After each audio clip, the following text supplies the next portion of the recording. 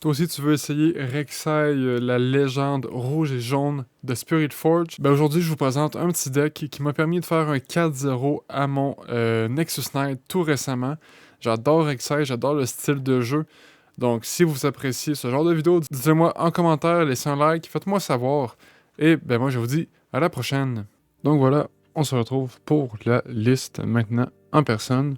Donc pour commencer, bien entendu, on a notre légende Rek'Sai, la belle version Overnumbered ici en plus. Notre Chosen Champion Unit et bien entendu Rek'Sai Breacher, la version rouge de la carte. La jaune est correcte, mais la rouge est tellement supérieure. Pour ce qui est des Battlefield, ensuite on a The Arena's Greatest, Reverse Row et le Candlelit Sanctum. Dans des situations de BO1, comme j'expliquais au départ, Reverse Row et Arena's Greatest sont excellents. Candlelit Sanctum est très bien aussi, parce qu'il permet de filtrer les cartes de notre deck pour savoir si on va activer Rek'Sai ou non après un Conquer. Mais Arena's Greatest permet d'être encore plus rapide que ce que le deck permet déjà de base, et Reverse Row est un excellent outil de défense et pour pouvoir profiter de Rek'Sai encore plus. Pour ce qui est des runes, c'est très simple, 6 runes jaunes, 6 runes rouges. Le deck est très balancé entre les deux, donc je ne voyais aucune raison d'y aller plus dans un sens ou l'autre.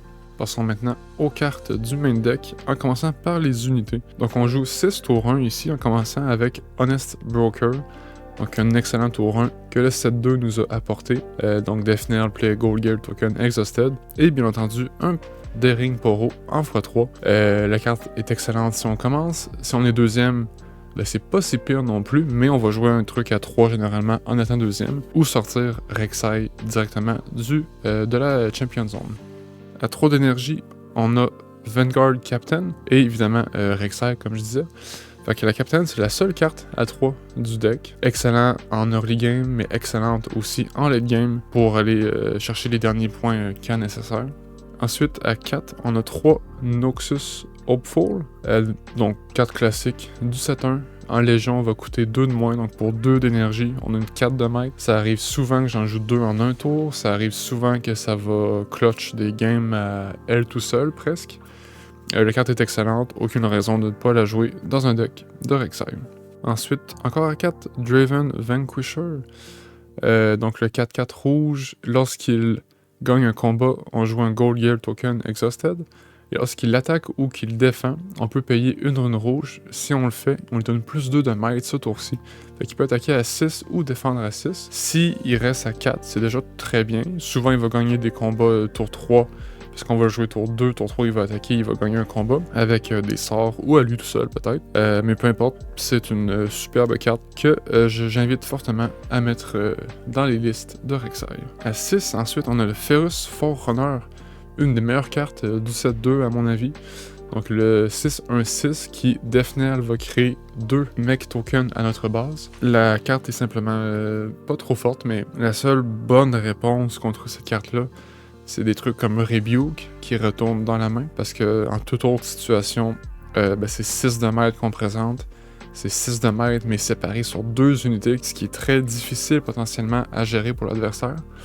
Je pourrais en jouer 3, mais je pense que 2 c'est nécessaire, vu le volume d'unités qu'on a déjà dans le deck. Et on termine avec 2 Under Titan.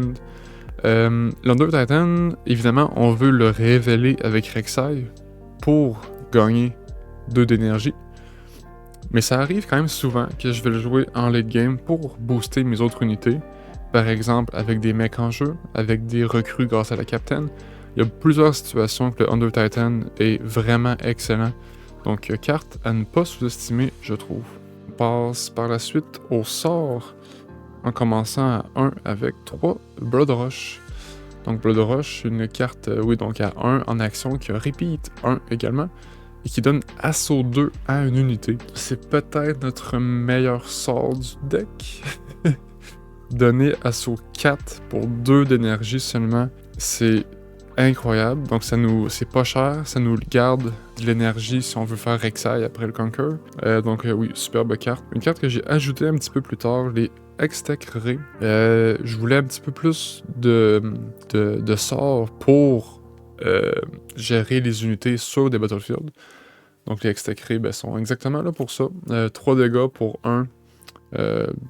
En vitesse action en plus, c'est bien. Donc je suis à 2 parce que je pense pas que c'est nécessaire d'en avoir 3. Mais ça reste une bonne carte. Hidden Blade ensuite, 3 copies. Évidemment la Blade, on va pouvoir la jouer sur nos recrues ou des petites unités qu'on n'a pas de problème à sacrifier pour piocher 2 cartes. Mais sinon, c'est une excellente réponse contre tout ce qui est pas vert, donc tout ce qui peut pas counter, ou mauve en fait. Même d'autres couleurs, mais bref, c'est les deux principales.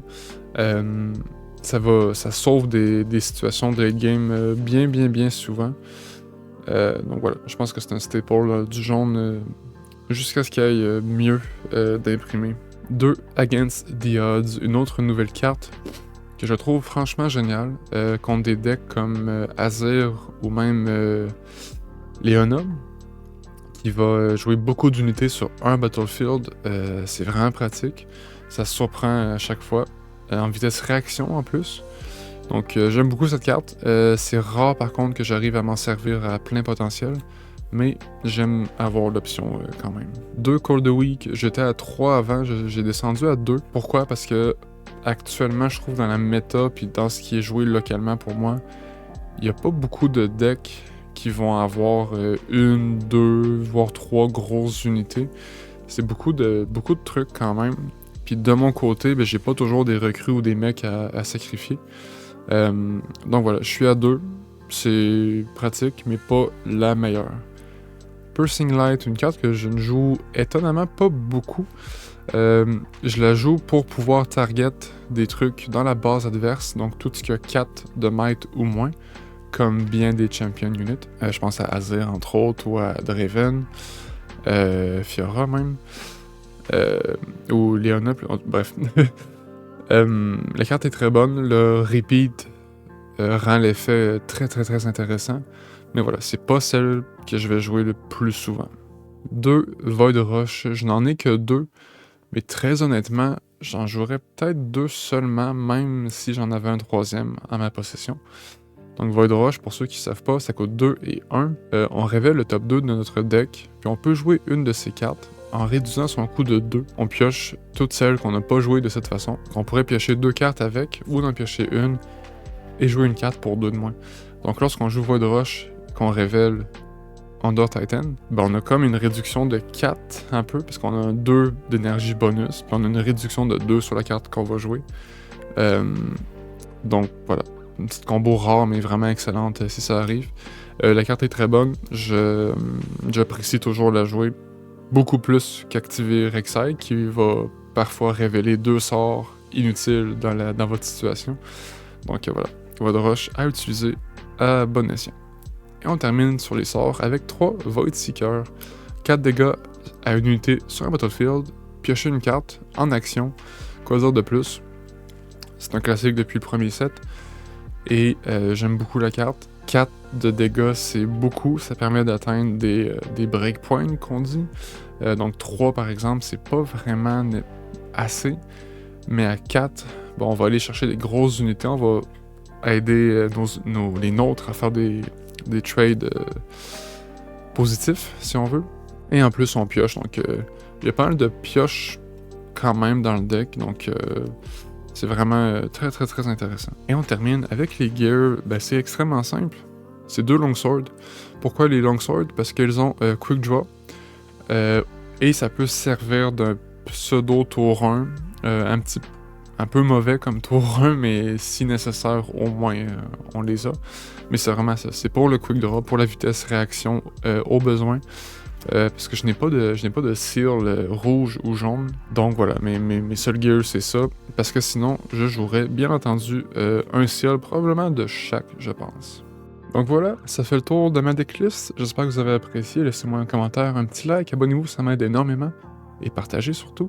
Avez-vous essayé de faire un deck de la jouer? Je trouve sincèrement que c'est un des decks les plus agréables du jeu que j'ai pu tester jusqu'à présent. Donc je vous invite vraiment à le faire. Et moi je vous dis à la prochaine.